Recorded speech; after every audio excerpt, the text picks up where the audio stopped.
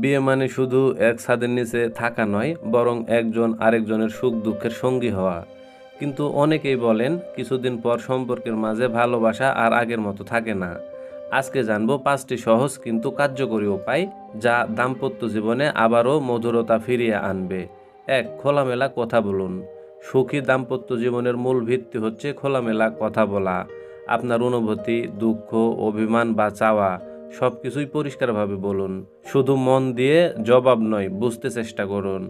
2. একসাথে সময় কাটানো। প্রতিদিন অন্তত 30 মিনিট একসাথে সময় কাটান। ফোন দূরে রেখে গল্প করা, একসাথে হাঁটা বা একসাথে খাওয়া সম্পর্কের মধ্যে একতা বাড়ায়। 3. ছোট্ট ছোট্ট চমক দিন। ভালোবাসা বাঁচিয়ে রাখার দারুণ উপায় হলো মাঝে মাঝে ছোট্ট উপহার বা কিছু স্পেশাল প্ল্যান, যেমন হঠাৎ করে 1 কাপ চা বানানো বা প্রিয় খাবার রান্না করা ইত্যাদি। 4. প্রশংসা করতে জানুন। প্রতিদিন একবার হলেও সঙ্গীর কোনো একটা কাজ বা বৈশিষ্ট্য প্রশংসা করুন। এটা আত্মবিশ্বাস বাড়ায় এবং সম্পর্ককে ইতিবাচক রাখে। 5. সমস্যা হলে একসাথে সমাধান করুন। তুমি ভুল না বলে বলুন, চলো দেখি কিভাবে ঠিক করা যায়। তো বন্ধুরা, সুখী দাম্পত্য জীবন গড়ে ওঠে ভালোবাসা, শ্রদ্ধা আর পারস্পরিক বোঝাপড়ার মাধ্যমে। এই 5টি অভ্যাস গড়ে তুলতে পারলে সম্পর্ক হবে আরও গভীর, আরও মধুর।